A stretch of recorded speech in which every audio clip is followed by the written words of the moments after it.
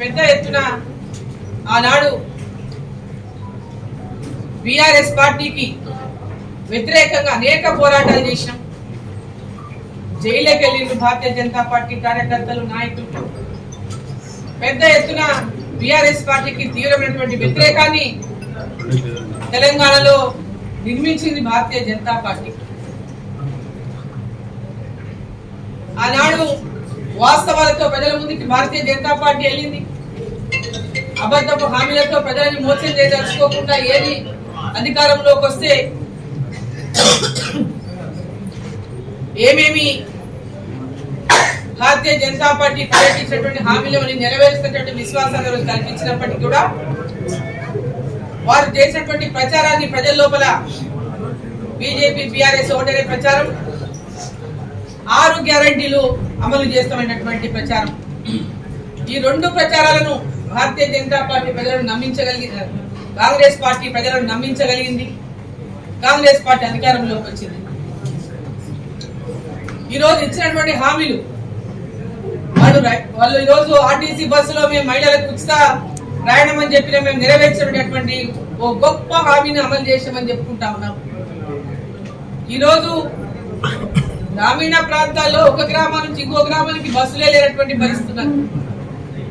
ఏదో పట్టణ ప్రాంతాల్లో ఉన్నటువంటి బస్సుల్లో ఈరోజు మహిళలు ప్రయాణం చేస్తుండవచ్చు, కానీ గ్రామీణ ప్రాంతాల్లో మహిళలకు ఎక్కడ కూడా ప్రయాణ సౌకర్యం పెద్ద ఎత్తున లేదు. ఇదో మెయిన్ గా ఈ ఊరు నుంచి హైదరాబాద్ కో ఇక్కడ నుంచి అక్కడికో కొన్ని సర్వీసెస్ తప్ప ప్రతి ఒక్కరు కూడా మహిళలు ఇవాళ దాంట్లో అందుబడినటువంటి పరిస్థితి లేదు. వాళ్ళు ఇంకోటి ఏం చెప్పిండ్రు, ప్రతి ఒక్క గృహిణికి కూడా 2500 రూపాయలు హామీ ఇచ్చింది. ప్రతి మహిళకు నెలకు 2500 రూపాయలు ప్రతి నెల అందిస్తాము అని చెప్పినటువంటి మాట చెప్పింది.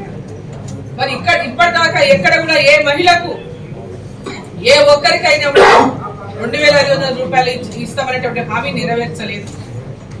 రైతులకు 2 లక్షల రూపాయలు రుణమాఫీ చేస్తామని చెప్పిండ్రు. ఇప్పటిదాకా ఏ రైతుకు కూడా రుణమాఫీ అమలు చేయలేదు. 15,000 రూపాయల రైతు బంధు ప్రకటిస్తాం, రైతు బంధు అందజేస్తామన్నారు ప్రతి ఎకరాకి రైతుకి. ఇప్పటిదాకా ఎక్కడ కూడా ఆ రైతు బంధు రైతులకు అందజేయలేదు. కౌలు రైతులకు 12,000 రూపాయలు అందజేస్తామన్నారు సంవత్సరానికి ఎకరాకి. ఇప్పటిదాకా ఏ కౌలు రైతు కూడా ఆ యొక్క సహకారాన్ని అందించినటువంటి పరిస్థితి లేదు. ప్రతి నిరుద్యోగికి 4,000 రూపాయలు నెలకు నిరుద్యోగ భృతి అందిస్తామని చెప్పింది. ఇప్పటిదాకా ఎక్కడ కూడా అటువంటి పరిస్థితి లేదు. మరి ఈరోజు 500 రూపాయలకే సిలిండర్ అందిస్తామని చెప్పింది. కేంద్ర ప్రభుత్వం ఇచ్చినటువంటి సబ్సిడీ మీద పెద్ద ఎత్తునున్నది. బీపీఎల్ లో ఉన్నటువంటి పేద మహిళలకు కేంద్ర ప్రభుత్వమే పెద్ద ఎత్తున 350 రూపాయల దాకా సబ్సిడీ ఇస్తా ఉంది వాళ్ళకి. మరి ఈరోజు రాష్ట్ర ప్రభుత్వం 500 రూపాయల సిలిండర్ అంటే కేంద్ర ప్రభుత్వం బొంగా వీళ్ళు ఇచ్చేది ఎంతనో ఒకసారి మనం అందరం కూడా ఆలోచన చేయాలి. ఇప్పుడు కూడా ఎక్కడికి ఏ ఒక్క మహిళ కూడా ఇప్పటిదాకా ఒక సిలిండర్ ఉచితంగా 500 రూపాయలకి సిలిండర్ ఇచ్చినటువంటి పరిస్థితి లేదు. 200 యూనిట్ల కరెంటు ఫ్రీగా ఇస్తామని చెప్తూ ఉచితంగా అందజేస్తామన్నారు. ఇప్పటిదాకా ఎక్కడ కూడా ఏ ఇంటికి కూడా 0 బిల్లు ఇచ్చినటువంటి పరిస్థితి లేదు. ఉచిత కరెంటు 200 యూనిట్ ఇచ్చినటువంటి పరిస్థితి లేదు. కేవలం కాగితాల మీదనే, పత్రికల మీదనే బ్యానర్ ఐటెంలుగా ఈ యొక్క హామీలు నిలబడుతున్నాయి తప్ప అక్కడ ఆ జిల్లాలో ఒక ప్రోగ్రాం పెట్టి ఒక పథకం, ఈ జిల్లాలో ఒక ప్రోగ్రాం పెట్టి ఒక పథకం, అవన్నీ లాంచ్ చేసేసినట్టు పెద్ద మీడియాలో ప్రచారం చేసుకుంటున్నారు తప్ప ఇప్పటిదాకా గ్రౌండ్ లో ఏది కూడా అమలు చేయనటువంటి పరిస్థితి.